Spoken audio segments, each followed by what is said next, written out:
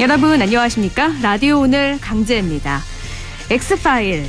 오늘은요. 하루 내내 이 단어가 언론에 오르락내리락 했습니다. 나는 봤다. 의미 없다. 정치 공작이다. 핵폭탄이다. 여러 가지 말들이 나오고 있는데요. 아직 엑스파일에 담긴 내용이 구체적으로 무엇인지 또 어떤 내용인지 드러난 게 없습니다. 괜한 억측과 상상만을 불러일으키는 엑스파일이라면 야당에서 말하는 것처럼 정치 공작 그 이상도 이하도 아닐 겁니다.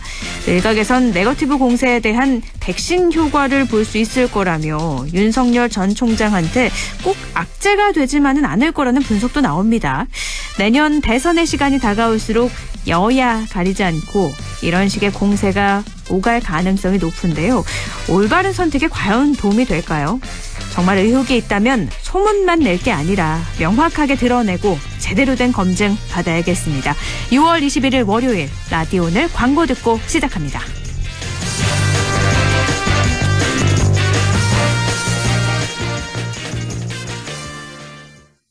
이제 파스 고를 때 테크놀로지를 따져보세요. 통증 완화 테크, 염증 케어 테크, 통기성 테크까지 이 모든 테크를 한 장에 개펜 테크. 통증엔 빠르게, 피부는 편하게. 저 지진이처럼 통증엔 택하세요. 개펜 택. JLS 사이언스. 야놀자 테크놀로지. Rent, bus, resort, camping. 야놀자 테크놀로지. Hotel, pension, dessert, cafe. 야놀자 테크놀로지. Resort, spa, food, fly. 야놀자 테크놀로지. 여행의 모든 것 한 번에 쉽게. 야놀자 테크놀로지. 야놀자 테크놀로지. 자, 따라해보세요. 이카운트 ERP 4만원 회계관리, 이카운트 ERP 4만원 재고관리, 이카운트 ERP 4만원 생산관리. 사업 성공 함께해요. 이카운트 카운트 ERP의 모든 기능을 월 4만원에 드립니다. 이카운트 가입비 부가세 별도.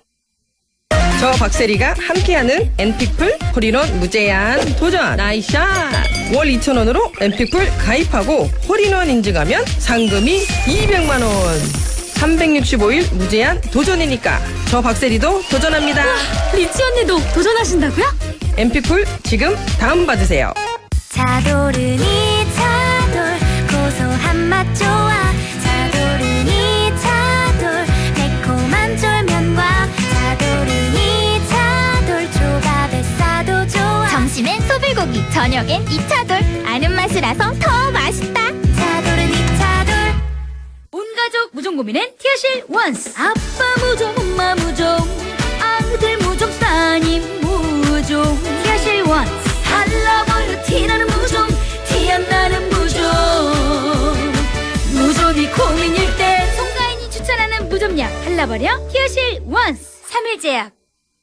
6월 21일 월요일 라디오 오늘 1부는요. 건국대 경제학과 최백은 교수와 함께합니다. 경제 이슈 오늘도 짚어보죠. 최백은의 이게 경제다 준비가 돼 있고요. 2부 이슈 오늘에선 안동시가 내년에 열리는 제18회 세계 역사 도시회의 유치에 성공했습니다. 세계 여러 나라 시장단이 방문을 할 예정인데요. 안동시 이금혜 교류협력팀장 연결해서 이 이야기 나눠보도록 하겠습니다.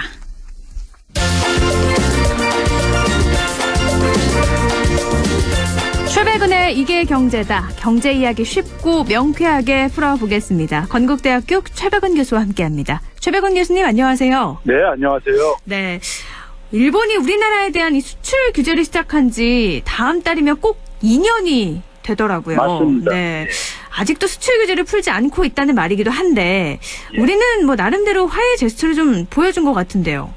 그렇죠. 네, 제가 오늘 이제 2년이 되기 때문에 한번 정리를 할 필요도 있지만요. 네. 지금 최근 이제 일본의 도쿄 올림픽이 이제 한 달 정도 남겨두고 있잖아요. 네네.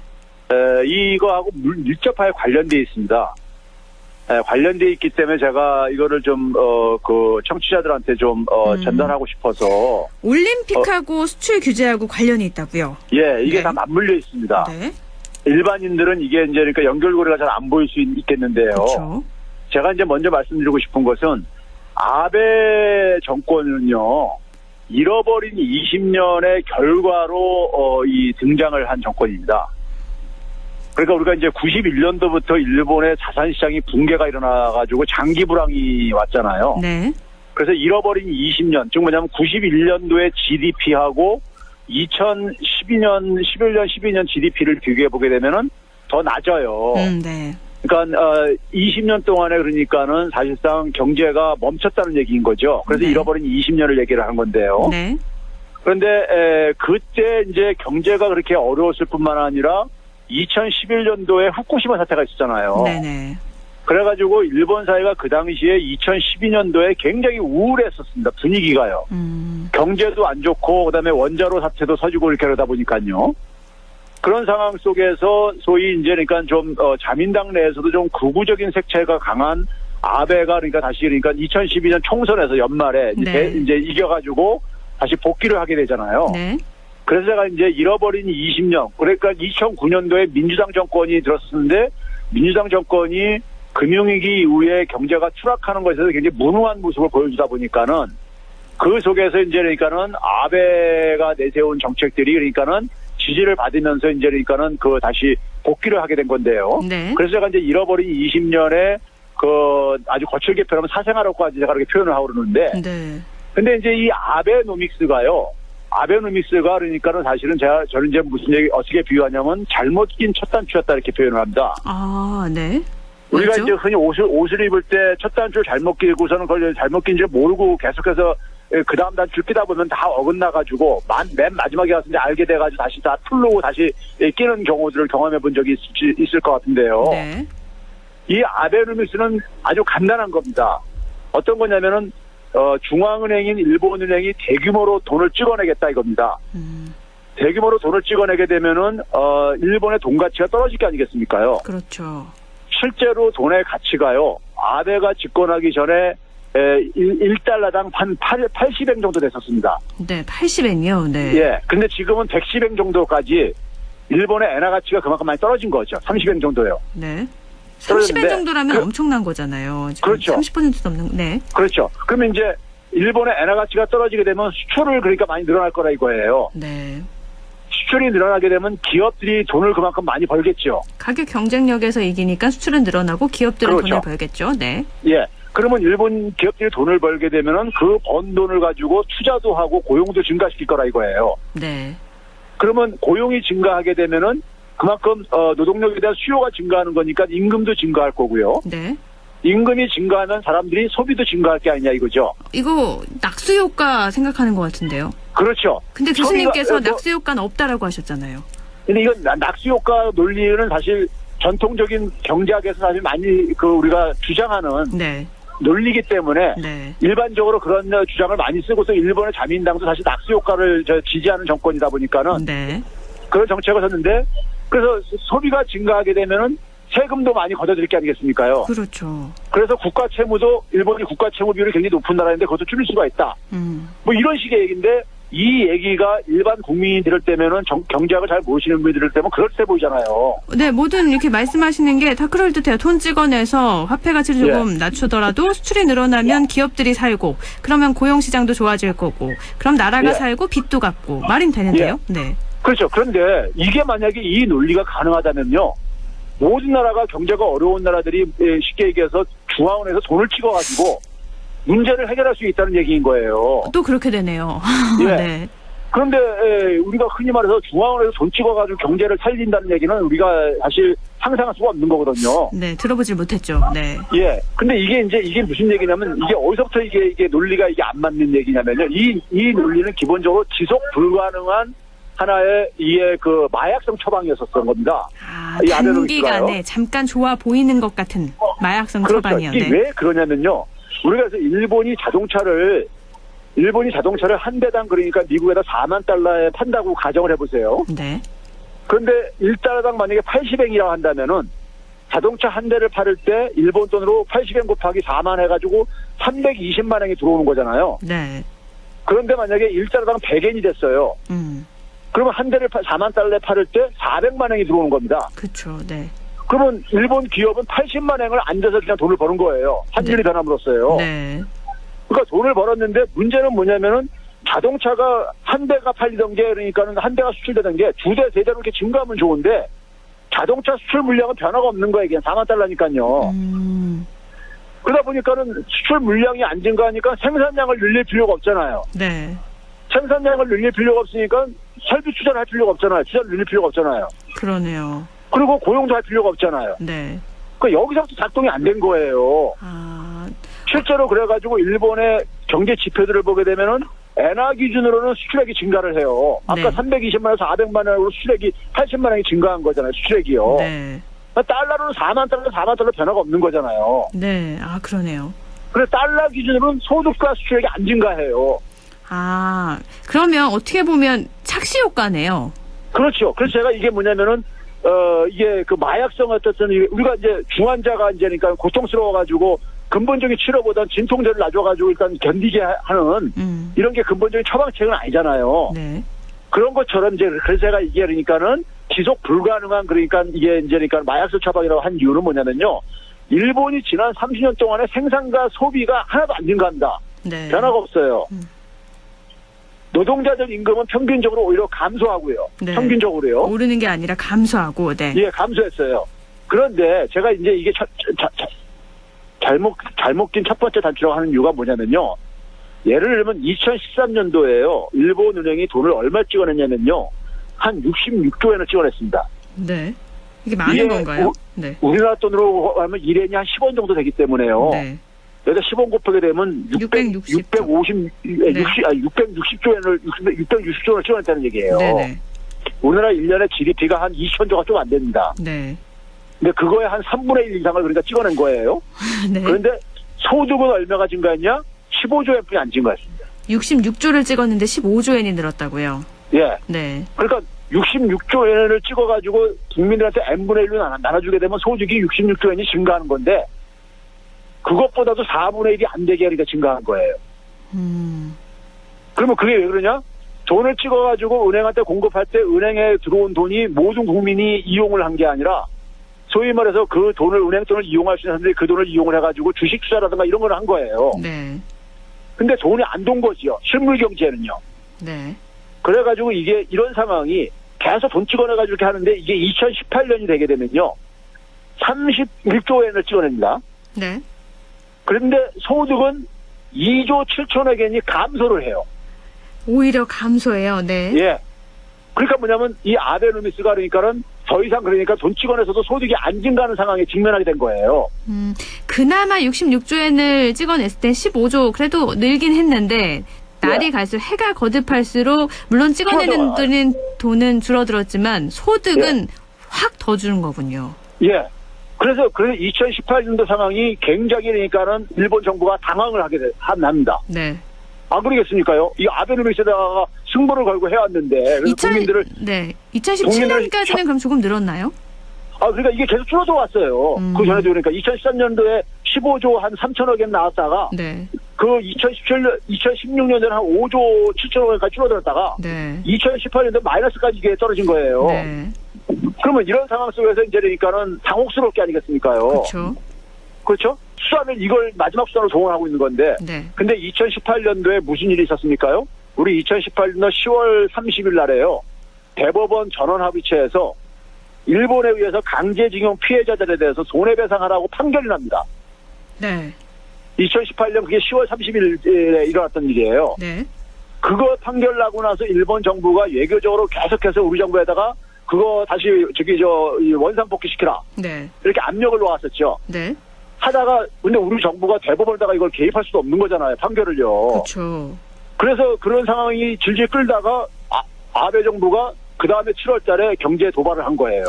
근데 이 강제노역 손해배상 판결 이게 보복 때문이다. 그때도 저희가 수출규제 방침의 근본적인 원인은 이것 때문일 것이다라고 했지만 일본의 경제 얘기와 노역자에 대한 손해배상 판결 이건 또 어떻게 연결을 지을 수 있을까요? 이게 이제 그러니까는 일본 입장 속에서는 그러니까 자기들이 그러니까는 이 기업들이 일단은 이게 이제 피해가 발생하는 거, 일본 기업들은 피해가 발생하는 거잖아요. 네. 그런데 이 문제를 그러니까는 박근혜 정부에서는 그러니까는 이 대법원과 당시에 그러니까 박근혜 정부에 그러니까 소위 말해서 대법원에 개입을 해가지고 했던 이런 것들이 그러니까 막 드러나고 그랬었잖아요. 네네. 그러니까 박근혜 정부에서는 한일 관계가 이걸로 인해 가지고 망가지는 것을 막기 위해 가지고 좋게 생각하면은 네. 그래서 이것을 개입을 해가지고 대법원 판결을 잠깐만 지연시키고 이렇게 해왔단 말이에요. 네.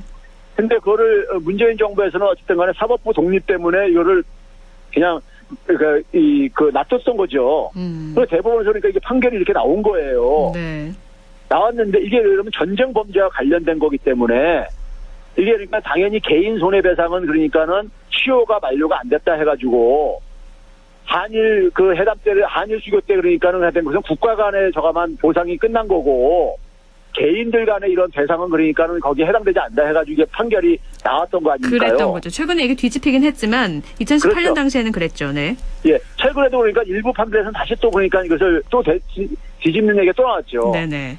근데 이제 어쨌든 간에 이거에 대해서 굉장히 불만을 표시하면서 일본은 자기들이 한국에 대해서 보다도 우위에 있다고, 힘의 우위에 있다고 생각을 하다 보니까는, 소위 말해서 한일 간의 수평적인 관계가 아니라 수직적인 관계라고 생각하다 보니까는 한국 정부에 압력을 넣으면서 이것을 가지고 이제 불만을 계속 표현을 해왔었습니다. 네. 이 판결 나오고 난 이후에요. 네. 근데 우리 정부에서는 이걸 어떻게 할 수가 없잖아요. 이 문제를요. 네. 그래서 그러다가 이제 결국은 뭐냐면은, 경제 이제 수출 규제로 이제 그 뒤통수를 이제 우리가 어느 날 갑자기 맞은 거잖아요. 7월 2일 날에 그러니까요. 네네. 그 다음에. 네, 2019년에 그렇죠. 바로 그랬죠. 예. 네. 그 다음에 바로 이제 6개월이 터졌던 겁니다. 네. 그러면 그 상황 속에서 그 이후에 2년이 흐르는 겁니다, 지금요. 네. 근데 2년 동안의 경제 성적표를 딱 뚜껑을 열어보니까는 일본이 철저하게 자해행위로 이게 판명이 났어요. 자해행위. 예. 네. 우리에게 손해를 끼치려고 했던 건데 오히려 일본이 더 타격을 입었다. 예, 맞습니다. 그래서 당시에 그래서 우리가 외신에서는 블룸버그 통신 같은 데서는 이걸 뭐라고 표현하냐면 일본이 foolish 트레이드 워를 벌이고 있다. 네. 멍청한 무역 전쟁을 벌이고 있다. 네. 자기 발등을 찍는 일이다. 이런 식의 표현을 하고 있었어요. 네. 근데 실제로 뚜껑을 열어보니까는 일본의 수출액이 그러니까는 이 감소세로 전환된다. 그러면서 일본은 수출이 굉장히 의존도가 높은 경제예요. 네. 그러니까 성장률이 마이너스 행진을 그때부터 시작합니다. 2019년 우리나라 경제 침략하고 난 네. 이후부터요. 네. 그러니까 지난해 코로나 재난 사태 이전부터 마이너스 행진이 시작했었어요. 아, 일본은요. 예. 그러니까 일본이 결과적으로 볼 때는 우리나라 소재 부품 산업만 그러니까는 그 일본 기업들이 타격을 본 게 아니라 일본 경제 전체에 그러니까 이것이 부담으로 이제 작용을 한 거예요. 도미노 현상이 발생한 건가요? 그렇죠. 네. 그러니까 경제가 굉장히 어려운 상황 속에서 이 코로나 재난 상황인 지난해부터 최근까지 일본 은행이 찍어낸 돈은요 142조 엔입니다.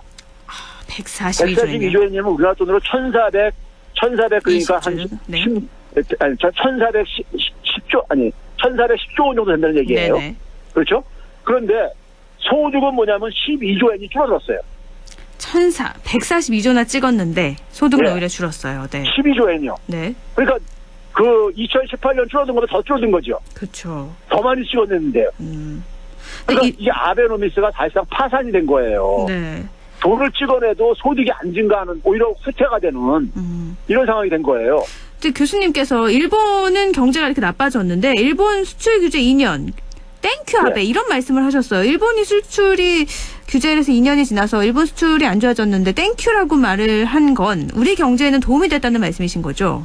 그렇죠. 우리가 예를 들어서 그러니까 가장 직격적인 타격을 볼 걸로 예상했던 소재 부품 산업을 보게 되면요.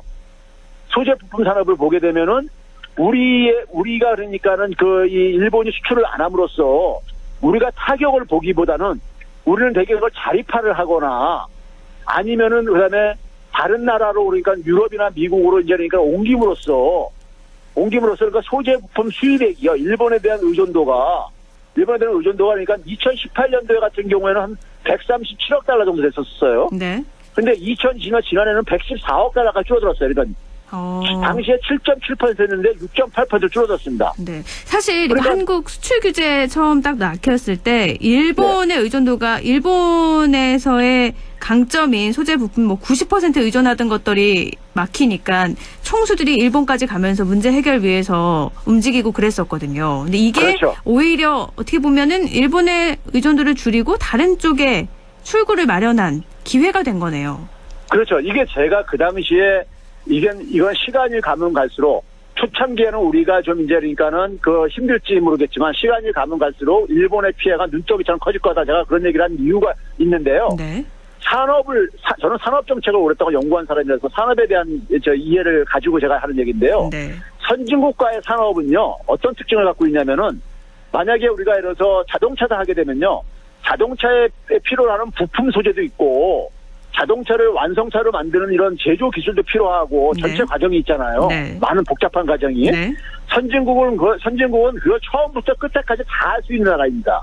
아, 모두 다. 그게 선진국이에요. 네. 그래서 선진국은 뭐냐면 산업에 있어서 독립성을 가지고, 자립성을 가지고 있는 거예요. 네. 근데 후진 국가들은 그 중에 일부만을 되게 특화를 해가지고 이렇게 되게 산업 경제를 이렇게 성장시켰죠. 그건 일본 말씀하시는 건가요? 네. 그렇죠. 그러니까 이제 일본이 우리가 소재 부품을 많이 일본산을 의존을 해오다 보니까는 네. 우리는 그것을 자립화를 이제 기업들이 그게 편하다 보니까 거기다 의존해 왔는데 네. 제 얘기는 뭐냐면은 일본에서 만드는 상품은 미국이나 유럽에도 있다는 거예요. 네. 단지 일본 부품 소재를 미국이나 유럽의 부품 소재로 바꾸면서 공정이 좀 달라지고 그럴 수 있는 게 있다 보니까는 단기적으로는 불편하죠. 많이 네. 이렇게 써왔던 부품을 바꾸려니까요. 네. 변화하는 건 어쨌든 불편함을 감수해야 되는 거니까요. 그렇죠. 근데 네. 시간이 가면서 그러니까는 그거는 극복이 된다. 대체가 가능하다. 네. 그걸 알기 때문에 제가 이거는 그러니까 시간이 갈수록 일본이 피해가 눈덩이처럼 불 수밖에 없다. 얘기했는데 결과론적으로 그렇게 됐잖아요. 일본의 소재 부품 산업들이 타격을 보면서 한국에 진출해가지고 한국에다 공장 증설하고 해가지고 한국 시장을 잃지 않기 위해서 네. 지금 노력을 하고 있고 얼마 전에 대한상공회의소 그러니까 우리가 기업들 이제 그 단체지요, 협회지요. 대한상공회의소에서 기업들 대상으로 조사를 했어요. 네. 피해를 받느냐 이걸 봤는데 85% 정도가 피해가 전혀 없었다.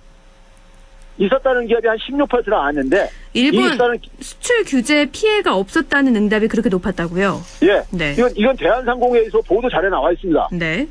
예. 그러면 이걸 가지고 했는데 한 16% 있었다는 기업들도 초기에 잠깐 있었다가 시간이 지나면서 그러니까 다 이게 결국은 다 적응이 됐다. 이렇게 됐거든요. 그래가지고 결과적으로 대일 경제 의존도를 줄이는 그러니까 우리가 네. 그리고 우리가 이제 부품 소재 산업을 그러니까 소부장 산업을 육성하는 하나의 기회가 돼버렸죠. 네. 정부하고 산업계가 이제 그러니까 힘을 모아가지고 소부장 산업을 이번 기회에 육성을 하자 이렇게 돼버린 거잖아요. 네. 그런 점에서 그러니까 제가 땡큐라고 표현했던 것도 일본에 대해서 만성적인 그러니까 우리가 무역 적자를 보는 나라인데 그게 되게 이 소재 부품 장비 산업에서 생기는 건데 그 부분에 대해서 의존도를 줄여가게 되면 대일 무역 적자도 줄여갈 수가 있는 것이고 경제적인 그러니까 우리의 자립 구조를 경제 구조의 자립성을 높이는 거니까는 네. 그런 기회를 줬다는 점에서 제가 땡큐라고 표현했던 거죠. 사실 이런 기회가 아니었으면 그냥 편안함, 예. 계속하는 게 편안하니까 변화를 시도하지 그렇죠. 않고 계속 일본에 의존을 했을 텐데 일본이 처음에 수출 규제를 딱 하니 처음에는 당황했을지 몰라도 다른 방법을 찾으면서 한국은 어떻게 보면 더 발전할 수 있었던 거고 일본은 자만했기 때문에 더 어려운 경제로 빠진 거군요. 맞습니다. 거기다가 최근에 이제 우리가 이 아베노믹스의 상징적인 사건이 지금 발생하고 있는데요. 일본이 아베가 집권하고 나서 일본은행에서 돈을 찍어가지고 주식까지 그러니까 사들여가지고 주가까지 부양을 했었습니다. 네. 근데 원래 중앙은행은 주식을 매입할 수 없게 돼 있어요. 전통적인 경제학 체계는요. 네. 왜 그러냐면은 주식은 이게 손실도 볼 수 있는 거잖아요. 그렇죠. 채권 같은 경우는 반드시 그러니까 확정적인 이자 수익이 생기는 거지만은 손실은 안 보는 거지만 만기까지 갖고 있으면은 네. 주식은 손실도 볼 수 있는 거잖아요. 네. 그래서 이런 위험한 상품은 중앙은행은 다루지 않게 돼 있어요. 원래가요. 아, 네. 그런데 이걸 매입을 해가지고 주가를 쫙 부양을 시켰단 말이에요. 네. 근데 그러다 보니까 이게 시장에서 이거는 아니다. 이런 이제 목소리가 잠깐 증대한 거예요. 일본 은행이 ETF 상품의 최대 그러니까 매입자로 이게 부상이 돼버린 거예요. 네. 그러니까 이제 민간 시장에서 이건 아니다 이렇게 나오다 보니까 일본 은행이 올해 초부터 매입 규모를 축소해가기 시작하고 있습니다. 네. 그러니까 이걸 한꺼번에 중단해버리게 되면 충격이 올까봐 네. 축소를 시켰는데 지난해 일본의 니케이 지수가 올해 2월 16일 날 정점을 찍었어요. 네. 그리고 나서 지난주 금요일까지 얼마가 떨어졌냐면은 한 마이너스 5% 정도가 주가가 하락을 했어요. 그럼 엄청난 수치잖아요. 네. 예, 왜 그러냐면은 지난해보다 매입 규모를 한 지난해에 비해서 한 13% 수준으로 줄였어요. 네. 줄이다 보니까 주가가 이제 안 올라가지는 거예요. 근데 우리나라는 그 같은 기간에 코스피는 그러니까 한 3.3%가 올라갔거든요. 네. 그러니까 다른 나라들 되게 같은 기간에 올랐는데 주요 선진 국가들이 일본만 이렇게 폭락한 이유가 일본 은행이 그러니까는 이걸 돈 찍어가지고 억지로 인위적으로 주식을 부양을 한 결과가 이 후유증이 지금 그러니까는 지금 나타나고 있는 거거든요. 네. 그런 점에서 그러니까 일본은 아베노미스를 지속을 하기가 힘든 지금 이런 상황에 내몰려 있는 거예요. 네. 그럼 이 상황에서 새로운 자꾸만 정치적인 돌파구가 뭐냐면은 혐한 감정에 의존한다거나 네.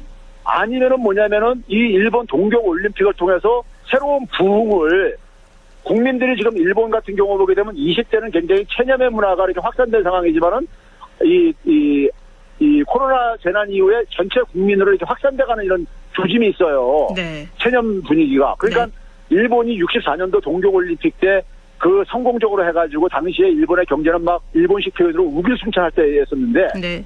그때 이제 두 자릿수로 막 성장하고 했는데 그때의 분위기를 다시 재현시켜보자. 이런 이제 취지로 정치인들이 이거 도쿄올림픽을 이번 추진하는데요. 네. 그런데 지금 도쿄올림픽이 오히려 그러니까는 부흥커녕 굉장히 짐이 되고 있죠. 짐이 되고 있다는 게 지금 이걸 철회할 수 없어요, 지금요. 네.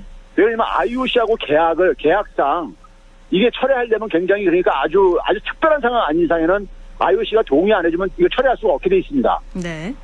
거기다가 이제 최근에 확진자 숫자가 뭐 검사 안 해서 그런지 어쩐지 모르겠지만 확진자 수가 좀 진정되고 그러다 보니까는 오늘 보도 나오는 거 보니까는 유관중으로 이제 이걸 경기 방식을 바꾸는데 관중 수도 그러니까 최대 2만 명까지 그러니까 이거 하는 것을 검토하겠다는 보도가 나오더라고요. 네. 그러니까 방역 당국에서 굉장히 여기에 대해서 굉장히 아주 기겁을 하고 있어요.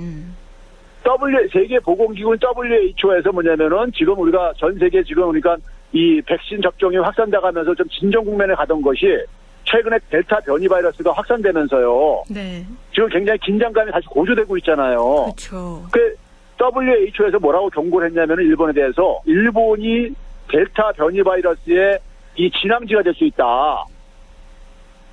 그 얘기 결국 뭐냐면은 거기 선수랑 관계자들 포함해서 한 9만 명 이상이 그러니까 일본에 입국을 할 텐데. 네. 그리고 거기서 만약에 관중이 그러니까 수만 명이니까 거기서 그 경기를 관람하고 그렇게 하다 보면은 이게 델타 변이 바이러스가 확산 속도가 기존 바이러스보다 3배 이상 빠르다 그러더라고요. 네.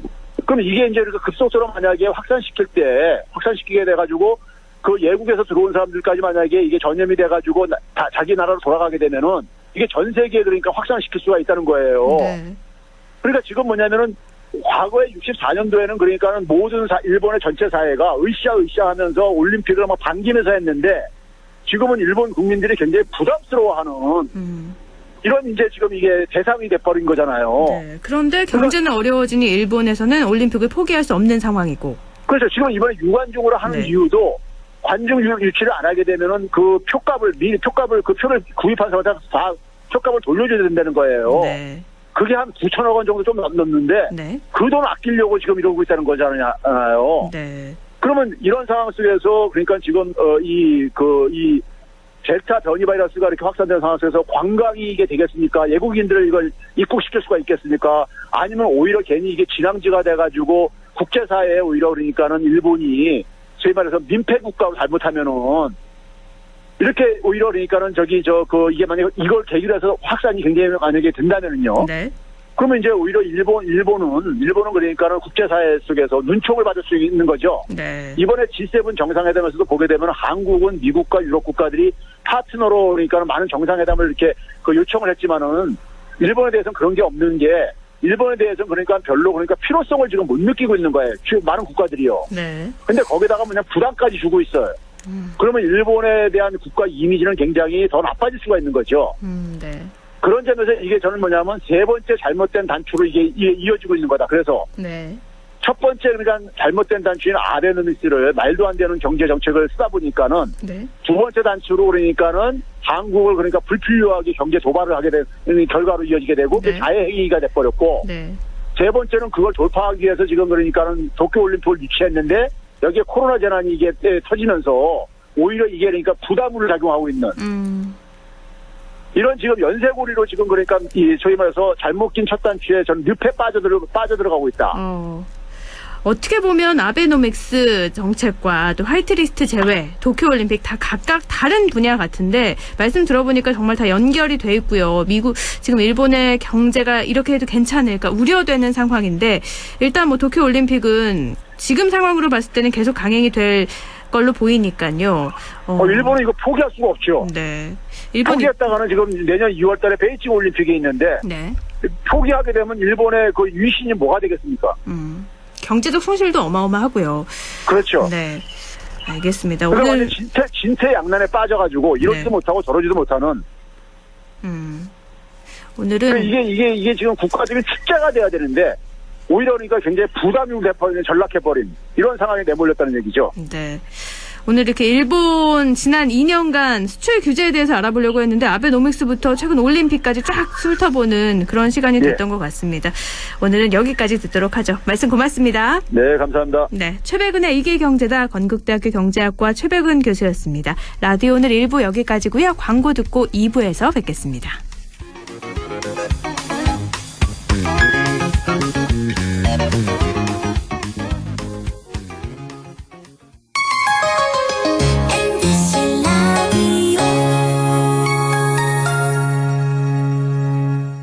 할인점보다 더 실속 있고 편의점보다 더 편리하게 살 수 있는 곳, 시장보다 더 정이 넘치고 백화점보다 더 품격 있는 곳, 이런 곳이 없을까요? 네, 우리 동네 우리 할인점 홈마트가 있습니다. 지난 25년간 항상 고객과 함께한 홈마트. 용상점, 자이점, 신용주점, 사천점에서 새롭게 고객님께 다가갑니다. 홈마트.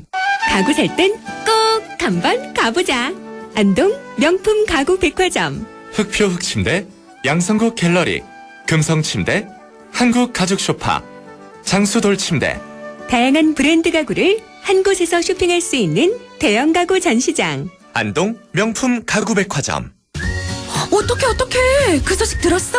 영주농협자재센터에 농자재, 관수자재, 공구에 일반 잡화까지. 영주농협 파머스마켓 바로 옆으로 왔다고 하더라고. 정말? 영주 농협자재센터로 당장 가야겠다. 054-637-8788 영주농협자재센터. 안동과학대학교에서는 오는 6월 30일까지 치매 예방관리 전문인력 양성과정 교육생을 모집합니다. 지원 자격은 안동시에 거주하는 30대에서 50대의 경력단절 여성이면 누구나 참여 가능하며 교육생들에게는 교육비 전액과 훈련 수당을 지급하고 자격증 취득을 지원해드립니다. 자세한 사항은 안동과학대학교 홈페이지를 참조하시거나 안동과학대학교 학생취업처 전화 054-851-3644로 문의 바랍니다. 여러분의 많은 지원 바랍니다.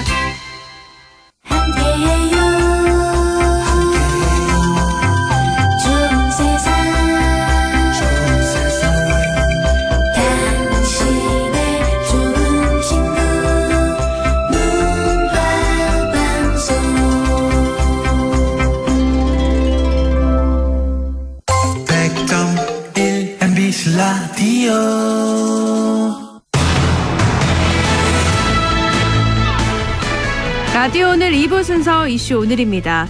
내년에요. 2022 세계 역사도시 회의 유치를 안동시가 해냈습니다. 세계 여러 나라에서의 시장단이 안동을 찾게 될 텐데요. 안동시 이금혜 교류협력팀장 연결해서 이 이야기 나눠보도록 하겠습니다. 이금혜 팀장님 안녕하세요. 네, 안녕하세요. 네, 참 반가운 소식이에요. 네, 감사합니다. 네, 안동시가 2022년 열리는 제18회 세계 역사도시회의를 유치했는데 이 세계 역사도시라는 게 뭔가요? 네. 일단 세계 역사도시 연맹은 그 역사도시라는 공통점을 가진 도시들끼리 역사를 보존하면서 도시를 개발해야 하는 과제와 그 역사적 정체성을 지키면서 이 지속 가능한 역사도시를 발전하고자 하는 숙제들을 도시 간의 교류를 통해서 서로 해결 방법과 사례를 공유하자는 목적으로 1987년도에 설립된 국제기구입니다. 네. 그 연맹의 사무국은 교토시에 있으며 회장은 지금 현재 교토시장이십니다. 그 저희 설립 당시에는 옛날의 수도, 그러니까 1000년 이상의 역사를 간직한 옛 수도를 중심으로 회원이 구성이 되었는데요. 네. 현재는 그 우수한 문화와 역사를 가진 도시들도 가입을 하고 있습니다. 66개국에 121개 도시의 회원으로 구성이 되어 있고 네. 국내에서는 경주, 공주, 부여, 수원, 안동 이렇게 가입이 되어 있습니다. 네. 안동시는 2005년도에 가입되어 지금 현재까지 활동을 하고 있는 상황입니다. 1987년에 설립된 국제기구. 네, 지속 가능한 역사 도시 발전을 이런 도시끼리 서로 교류를 하면서 함께 문제를 해결해 나가는 그런 걸로 이해를 했는데요. 네, 맞습니다. 세계 역사 도시 유치 이건 그럼 어떤 의미가 있을까요? 그 앞서에서도 말씀드렸듯이 그 역사도시 회원 국가는 세계적으로 역사도시로서는 위상이 가장 높은 회원들이 많습니다. 그래서 저희는 그 회의 개최로 인해서 그런 위상이 있는 도시들과 네트워크를 구축을 함께 이제 구축을 하면서 그 활발한 교류 추진을 통해서 안동의 역사도시로서의 위상을 좀 확고히 다지고 또 안동의 문화와 역사적 우수성을 세계적으로 홍보하여 이 글로벌 도시로서의 성장의 밑거름이 될 것으로 저희는 기대하고 있습니다. 네. 뿐만 아니라 각 도시의 시장단들에게 이 안동의 아름다운 자연 경관이나 문화 공연 등 차별화된 안동의 관광 인프라를 소개하여 이 글로벌 관광 도시로 거듭날 수 있도록 준비를 하고 있습니다. 회원 도시가 121개라고 하셨잖아요. 네, 맞습니다. 그럼 이 회원 도시 안동시를 알리는 기회가 되기도 하겠네요. 네. 이 회의 기간은 며칠이나 되나요? 회의는 저희가 공식 일정은 2박 3일로 구성을 하고요. 네. 그 회원 도시의 시장단들이 이제 방문할 예정입니다. 그럼 인원이 몇 명 정도나 예상하고 계세요? 지금 저희는 그 방문단하고 교토 사무국을 포함해서 대략 한 300에서 400명 정도를 예상을 하고 있습니다. 네. 300에서 400명이 그러면 안동을 방문을 하는 거고요, 내년에요. 네, 맞습니다. 경제에도 좀 좋은 영향이 미칠 걸로 보이는데 회의 유치까지 굉장히 많은 노력을 기울이신 걸로 들었습니다. 네, 그동안 유치 활동 어떻게 좀 해오셨는지 그 과정을 좀 알려주세요. 네, 저희가 사실은 원래 이제 안동 도산에 국제 컨벤션 센터가 개관이 됩니다. 네. 그 개관에 맞춰서 당초 저희가 유치가 가능한 국제회의가 뭘까 많은 고민을 했었고요. 저희 부서에서 가입되어 있는 국제기구 중에 역사도시 회의가 위상이 굉장히 높은 회의이고 네. 참석하시는 분들조차도 이게 자치단체의 시장단들이어서 네. 안동에서 회의가 개최가 된다면 안동의 역사 문화를 소개할 수 있는 아주 좋은 기회라고 생각을 하여서 신청을 하게 되었습니다. 네. 근데 사실 저희는 국제회의를 유치해본 경험이 조금 없어서 네. 조금은 무모하게 처음에 신청을 했었는데 그렇죠. 장소도 없었으니까요. 네. 네, 맞습니다. 그래서 유치 과정에서 참 많은 것을 공부하게 되고 또 준비를 하면서 좀 쉽지 않다는 어려움을 좀 느꼈었습니다. 그런 저희가 사실은 2020년 작년 4월에 유치 신청을 했었고요. 네. 교토 사무국에 제출을 했고 네. 당시에는 작년 6월에 그 세계 역사도시 회의가 러시아 카잔에서 열리게 되어 있었는데 그때 카잔 회의에서 차기 도시를 선정할 계획이었습니다. 네. 그러나 이제 코비드 때문에 코비드19로 인해서 회의가 올해로 연기가 되면서 네. 저희가 사실 조금 더 시간을 벌어서 그 기간 안에 굉장히 탄탄한 준비를 할 수가 있었습니다. 그래서 기존에 경주시에서 2005년도에 한번 개최를 했던 경험을 저희가 좀 배웠고요. 네. 또 안동시에서 미리 국제교육도시 세계 총회 유치를 했는 평생교육과에 이제 많은 정보를 공유하면서 많이 배워서 유치 신청을 하게 되었습니다. 유치 신청을 하고 나서는 저희 안동을 조금 알려야 한다는 생각에 그 역사도시 연맹에서 하고 있는 행사에 저희가 좀 적극적으로 참여를 했는데요. 네. 그 중에 하나가 뭐 세계 어린이 그림 그리기 대회라든가 거기 저희 안동시에 있는 초등학생들의 그림을 공모를 통해서 받아서 네. 그 그림 중에 6점이 지금 카잔에서 전시를 하고 있는 상황이고요. 또 연맹 기관지인 히스토리컬 시티에 안동 문화 관련 그런 활동들을 기고를 하는 등 다양한 방법으로 회원 도시들에게 안동시를 계속 홍보하고 노출을 좀 많이 시켰습니다. 특히 그 올해 저희가 5월 달에는 그 8개 이사도시들에게 역사도시로서의 안동시의 이해를 좀 높이고자 안동의 그 뭐 국제회의 역량이라든가 안동의 이런 가치성에 대해서 제안서를 만들어서 시장님의 서한문과 함께 영어나 일본어, 중국어로 제작을 하여 발송을 하는 등 그 개최도시 결정 직전까지 유치 활동을 계속 실시를 하였습니다. 뭐 이런 여러 가지 활동들이 안동시의 노력들이 이사도시들에게는 조금 좋은 긍정적인 평가를 받았던 것으로 교토사무국으로부터 이제 유치 선정 뒤에 저희들한테 말씀을 해주시더라고요. 지금 이 팀장님 말씀만 잠깐 들었는데도 얼마나 힘드셨는지, 얼마나 많은 과정들과 시행착오를 겪으셨는지가 느껴졌어요. 네. 사실 이렇게 국제 다행히 회의가 연기되면서 저희들한테 좀 시간적 여유가 생겨서 조금 더 준비를 좀 많이 할 수 있는 기회였던 것 같아요. 코로나19가 어떻게 보면 이번 회의 유치에는 기회로 작용을 했는데 국제 도시를 많이 유치한 곳들도 새로운 곳을 유치하는데 힘든데 한 번도 한 곳 없는 데서 안동시가 이렇게 세계 역사도시 회의를 유치하기까지 어떤 어려움이 있었는지 가장 힘들었던 건 어떤 걸 꼽으실 수 있을까요?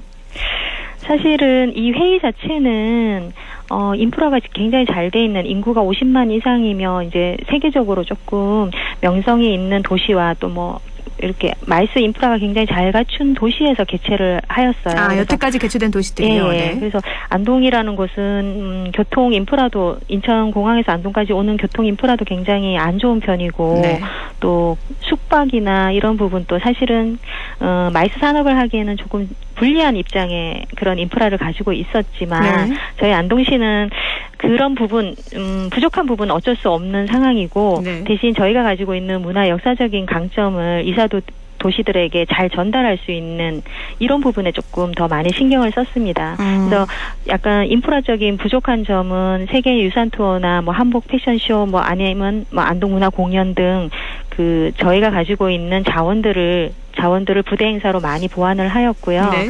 또 특히 뭐 작년 12월 달부터는 매주 이제 부시장님을 중심으로 해서 전략 회의를 계속하면서 안동의 문화와 역사를 정확하게 이분들한테 잘 전달하는 그런 방법들, 유치 제안서라든가 발표 브리핑에 대한 시나리오를 좀 만드는 작업들을 조금 중점적으로 했습니다. 그러니까 강점과 단점이 무엇인지 정확하게 파악을 해서 대응을 하신 것 같아요. 근데 이번에 중국 두장엔이라는 곳과 치열한 경쟁을 벌였다고 하는데 여기에 중국은 이 두장엔이라는 곳은 어떤 곳인가요? 중국 수촨성에 있는 그 여러분들이 잘 아시는 청두시 바로 옆에 있는 도시인데요. 두장엔시는 인구가 이제 80만 명인 좀 큰 도시입니다. 그리고 또 도교의 성지이고 지금까지도 뭐 사용되고 있는 2,500년 된 수리시설과 그 청성산이라는 세계유산이 등재가 되어 있습니다. 그리고 전 세계적으로 유명한 이제 판다 보호 이제 지구가 이제 있는 중국에서는 대표하는 문화 관광 도시입니다. 특히 최근에 중국에서 이제 국가산업으로 다목적 컨벤션 센터를 건립을 하면서 마이스 유치에 전력을 다하고 있는 도시이기도 합니다. 두장엔의 가장 큰 장점이 그 인프라를 잘 갖추고 있는 도시이고 또 거기도 역사적인 유물도 유산도 가지고 있는 도시인데 거기에 비해서 저희는 사실 인프라 쪽인 부분은 조금 불리한 점이 작용을 했죠. 하지만 강점을 잘 세계유산을 많이 보유하고 있고 저희는 그런 인프라에 대한 아까 좀 전에도 말씀드렸듯이 단점을 가지고 있지만 그 단점을 커버할 수 있는 장점들이 많기 때문에 그 부분을 많이 강조를 했고요. 저희 안동에 하고 있는 세계유산을 보유한 안동 정신문화의 수도라는 점을 더욱 많이 부각을 시키고 또 전통문화와 역사를 아카이브하는 미래를 위한 스마트 역사 도시로서의 이제 진화하는 안동을 많이 주장을 했습니다. 그리고 시민 공론회라든가 안동 탈춤 축제라든가 시민들이 주도적으로 이 지속 가능한 역사 도시를 잘 이렇게 발전시키고 있다는 사례를 통해서 안동시의 우수성과 비전을 많이 제시를 하였습니다. 그리고 또 저희 가장 또 사무국에서나 이사도시에서 가장 걱정을 하고 계시던 이 개최 도시 선정이 늦어져서 짧은 기간 안에 준비를 해야 하는 상황에서 얼마나 많은 이 회의에 대해서 준비를 했느냐는 부분을 굉장히 우려를 하셨는데요. 그 부분에 대해서 저희가 그런 우려를 해소하기 위해서 회의에 대한 상세 일정이라든가 실현 가능한 프로그램 구성, 뭐 의회 동의를 미리 받는다는 등 이런 여러 가지 활동들이 그 준비하고 준비된 도시라는 것을 확실하게 어필을 했습니다. 또 특히 부시장님께서 온라인 이사회 때 한복을 우아하게 입으시고 또 통역 없이 직접 영어로 발표를 하시면서 네. 이사 도시들한테 신뢰성을 좀 강하게 각인시킨 것도 뭐 큰 몫을 작용을 했습니다. 그 이러한 여러 가지 이제 안동의 노력들이 교토 사무국에서도 브리핑 후에 지금까지 본 브리핑 중에서 이제 정말 철저하게 준비를 했다라는 칭찬을 받을 정도로 극찬을 해주셔서 저희들도 좀 뿌듯했습니다. 결과가 좋아서 이런 과정들도 물론 힘드셨겠지만 다 이렇게 뿌듯함으로 다가오는 것 같은데요. 당장 네. 내년이잖아요. 네, 맞습니다. 준비할 게 참 많으실 것 같은데 청취자분들께 관심도 좀 필요하니까요. 덧붙이고 싶은 말씀 이런 것도 좀 해주시죠. 네. 저희가 이제 사실은 유치 선정 이후에 지금부터 굉장히 많은 준비를 하고 있는데요. 그 당장 이번 주부터 6월 24일부터 26일까지 러시아 카잔에서 제17회 세계 역사도시 회의가 열립니다. 저희가 참석을 못하고 온라인을 통해서 6월 25일 날 저녁 7시 30분에 저희 시장님께서 차기 개최 도시 메시지와 함께 안동시 소개를 온라인으로 하실 예정입니다. 그리고 7월부터는 일본 교토 사무국과 이제 온라인 회의를 통해서 실무적 협의를 계속 진행을 할 예정이고요.